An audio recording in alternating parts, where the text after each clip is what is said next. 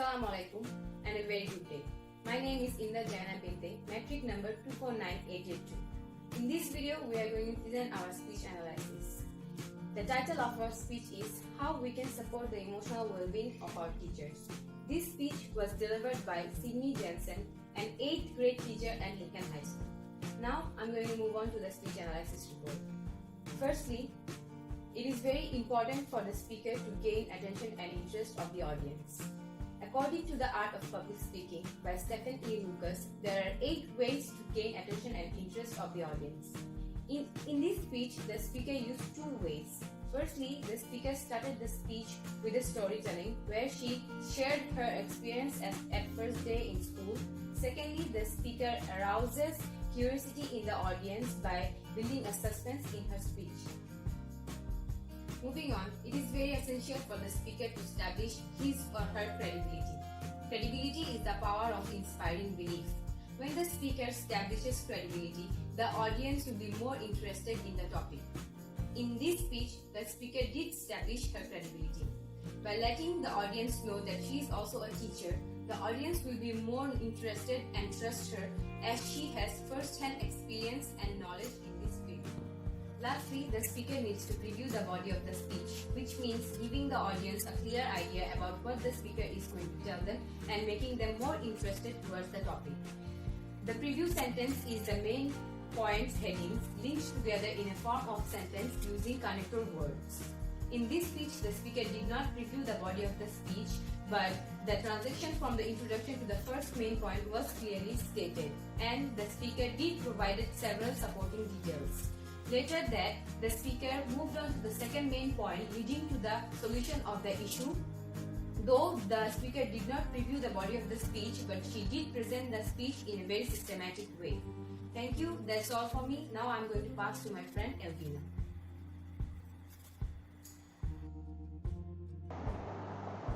Greetings, my name is ELVINA Tan, metric number 261641. Now I will continue the question from 4 to 6. The first main point of the speech is the changing teaching concept to connect the students with teachers and the world. The example is shown as below. The teaching method has changed and caused the relationships between the teachers and students to become stronger than the giver of content and the receiver of knowledge. The teachers need to help the students to feel connected in a world depends on it. The next main point is the teachers need support from others so they can support the students after listening to the students' problem and pain. The teachers' emotional piggy banks are constantly being drawn upon after them, often serving between 25 to 125 students each day. The speaker mentions secondary trauma and compassion fatigue as the concept that absorb traumas from the students. Furthermore, the other main point is regarding the support provided to the students by the school and colleagues. We can see this from a sentence. They even provide staff members with access to free counseling as part of our employment plan. She mentioned that Zahril Elementary School in Zahril, Louisiana has a midweek meetup to let the teachers share their lunch and talk about things which are good and bad. The speaker's friend and colleague, Jan High Street, takes 5 minutes a day to write an encouraging note to a colleague to show that she is concerned about them. Next, these 3 main points are supported by evidences. The 3 kinds of supporting materials are examples, statistics, and testimony. The speaker has used pure testimony and statistics to support her speech. The statistics are the numerical data done by the previous researcher to increase the knowledge of the audiences, while testimony is a paraphrases used to support the point. There are 2 types of testimony, namely expert testimony and pure testimony. Pure testimony are the opinions of people like ourselves who are not prominent figures but ordinary citizens who have first-hand experience on the topic. The speaker supports the first main point with pure testimony. You can see the example in the slide. For the second main point, the speaker provides a sample of statistics which is 86% across early childhood settings experienced some depressive symptoms during the prior week. They found that approximately 1 in 10 reported clinically significant depressive symptoms. This is the example of statistic that the speaker used. Moving on, the speaker has used chronological order when she delivers her speech. Chronological order is a method of organization with which actions or events are presented as they occur or occurred in time and can also be called time or linear order. In her speech, she first mentioned her undergraduate training at the University of Georgia. She talks about the concept of good teaching has changed by building relationships with the students and help them to feel connected in the world. Then, she moves the point to her second year of teaching experience, where she started to realize that she did not do a great job in teaching when she did not even know the voice of her students. Thus, she started to listen to them and know their pain. Next, she talks about her third year of teaching. The speaker started to feel depleted as the teachers always listened to the students' pain and trauma. She needed someone who can listen to her and give her support to avoid secondary trauma and compassion fatigue. That's all from me, thank you, and now I'll pass this to my next friend. So, a very good day everyone, my name is Zahril and my metric number is 264322. So for my part, I will be first explaining on the resources of the language used by the speaker. So for your information, language or words are a vital tool of a speaker craft because language or words create a sense of reality by giving meaning to a certain event. So in her speech, Sydney Jensen had used the language vividly and also very clearly. So I'll be first explaining on how the speaker had used the language clearly.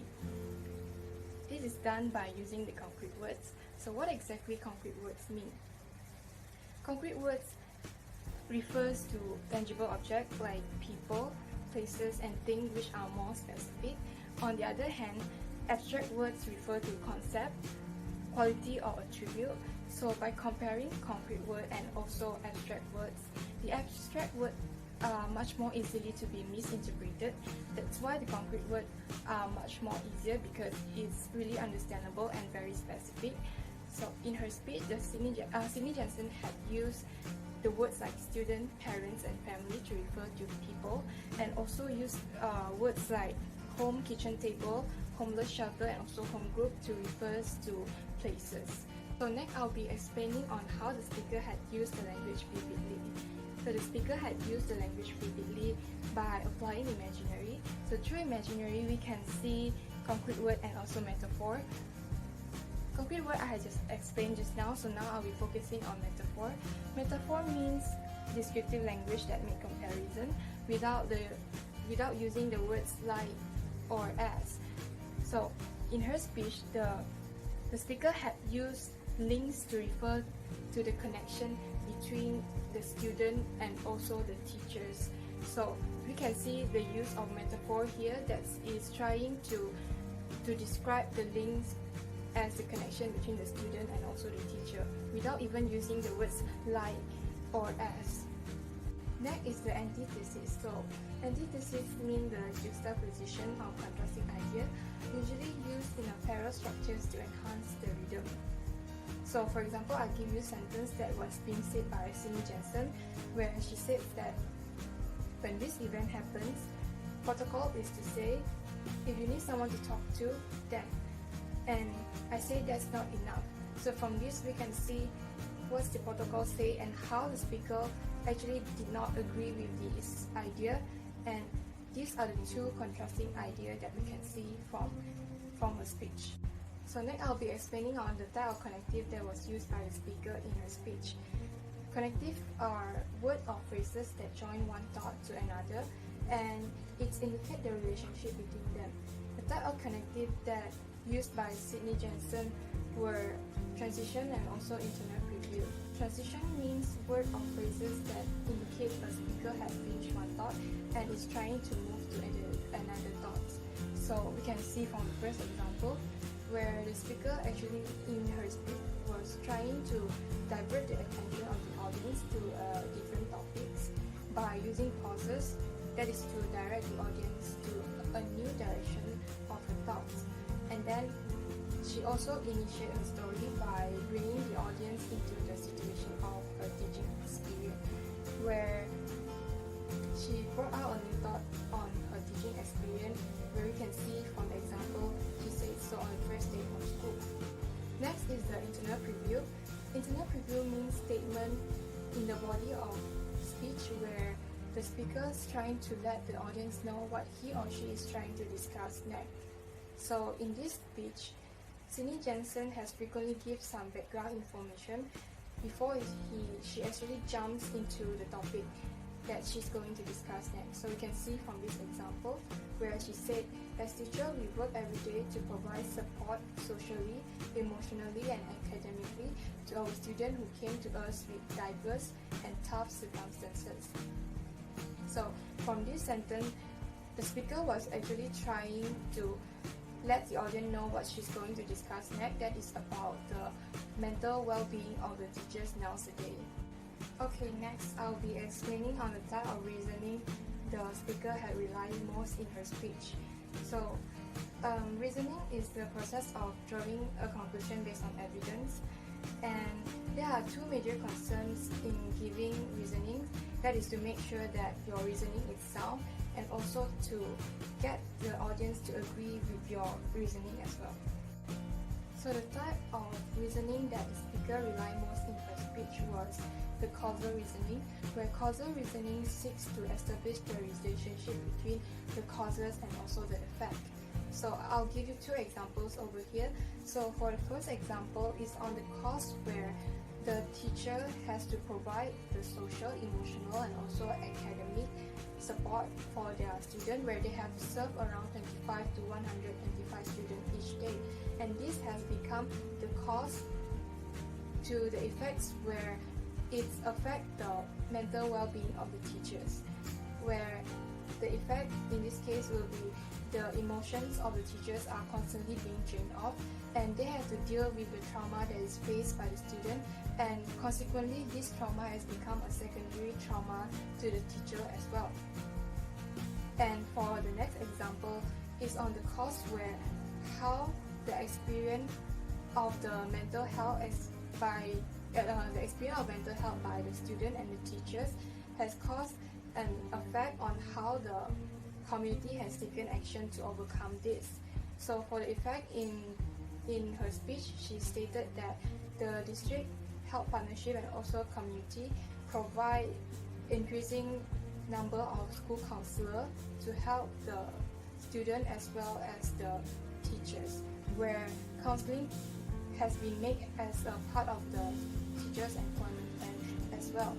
So that's the end of my part. Thank you for your attention, and I'll now shall pass to the next speaker, Mila. Thank you.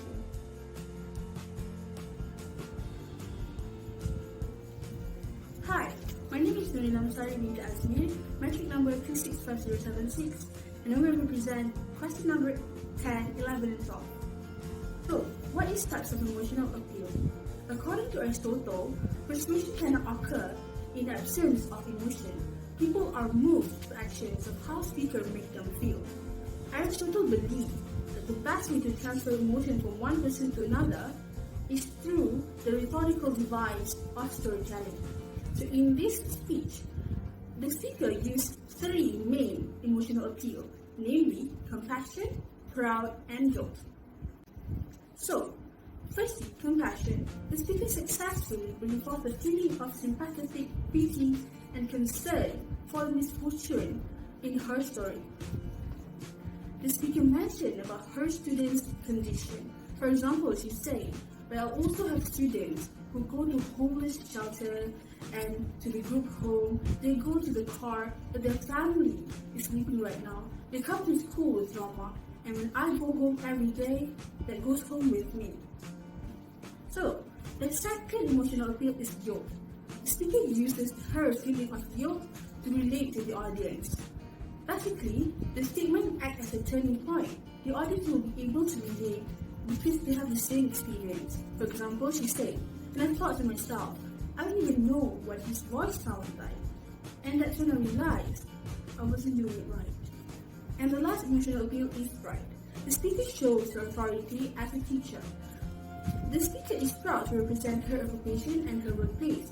The audience will feel obligated to listen to her speech because she is a teacher. So, the next question is what method used to prepare the audience for an ending. So the speaker used two types of ending, namely dissolved ending and also crescendo ending. So what is crescendo ending? It is the speech built in force until it reaches the zenith of power and intensity. So to end her speech, the speaker dramatically pauses and makes an emotional remark by sharing the continuance of her story and optimistically urges the audience to support the mental well-being of the teacher. Dissolving ending. To signal the ending, she invokes deep emotion to bring her speech to emotional close, like dissolved ending of a song. The immediate sentiments of the classroom one last time to create a moving dissolved ending. Last but not least, reinforce the central idea. In order to have a good conclusion, the speaker must signal the end of the speech and also reinforce the central idea. So, how does the speaker actually reinforce the central idea?